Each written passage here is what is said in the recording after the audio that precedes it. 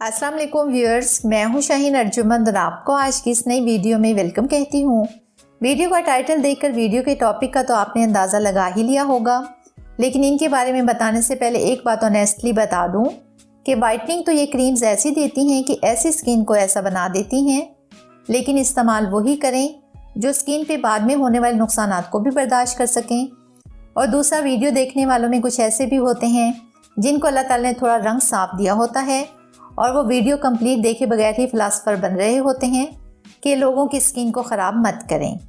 हालांकि मैं हमेशा ऐसी क्रीम्स जिनमें मरकरी शामिल होती है उनको इस्तेमाल ना करने का ही मशवरा देती हूँ, लेकिन सब गोरी रंगत के साथ पैदा नहीं होते और उनको भी खूबसूरत नज़र आने का हक है।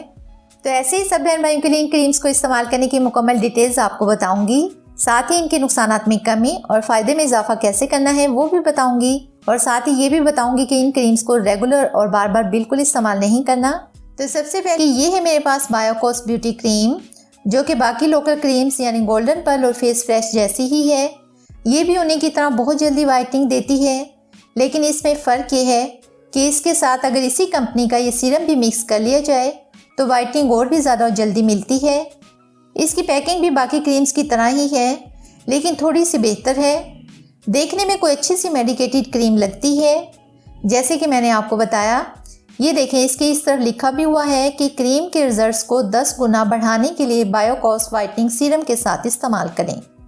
लेकिन याद रखें, जितनी ज़्यादा वाइटनिंग उतने ही ज़्यादा ब्लीचिंग एजेंट्स, और जितने ज़्यादा ब्लीचिंग एजेंट्स उतनी ही ज़्यादा स्किन डैमेज। वैसे ही देखें, क्रीम की दूसरी साइड पे तमाम इंग्रेडिएंट्स भी दर्ज किए गए हैं, लेकिन अगर इनकी मिकदार सही शामिल ना हो तो ये स्किन के अलावा और भी बहुत सारी बीमारियां पैदा करने का बायस बन जाते हैं। आप क्रीम को ओपन करें तो ये देखें, इस लीफलेट पे तमाम इंस्ट्रक्शंस मुख्तलिफ ज़बानों में मौजूद हैं। क्रीम येलो कलर की डिबिया में है और ये देखें, ये क्रीम थिक कंसिस्टेंसी में है। अब सवाल ये पैदा होता है कि इस क्रीम को कौन लोग इस्तेमाल कर सकते हैं। तो जिनकी स्किन सेंसिटिव है वो तो बिल्कुल भी इस क्रीम के करीब ना जाएँ, और ऑयली स्किन वाले भी इस क्रीम को सिर्फ एक बार से ज़्यादा इस्तेमाल ना करें। दिन के वक्त क्रीम इस्तेमाल मत कीजिएगा, क्योंकि ये क्रीम बेसिकली एक नाइट क्रीम है।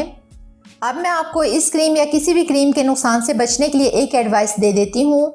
वो ये कि जब आपने इस क्रीम को इस्तेमाल करना है उसी दौरान कुदरती यानी नेचुरल एलोवेरा जेल लेना है और रोज़ाना दिन में कम से कम 2 बार उससे स्किन का जेंटली मसाज करना है।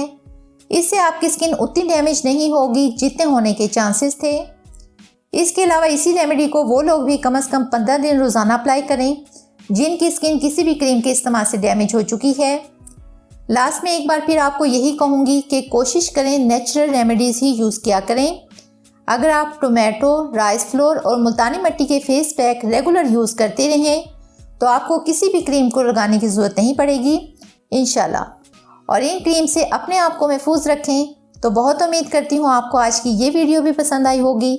अगर ऐसा है तो वीडियो को लाइक कर दें, चैनल को सब्सक्राइब कर लें, साथ में बेल आइकन को ज़रूर हिट कर लें ताकि मेरी तमाम वीडियोस का नोटिफिकेशन आपको सबसे पहले मिल सके। मुझे दें इजाज़त, मिलते हैं नेक्स्ट वीडियो में। तब तक के लिए अल्लाह हाफिज़।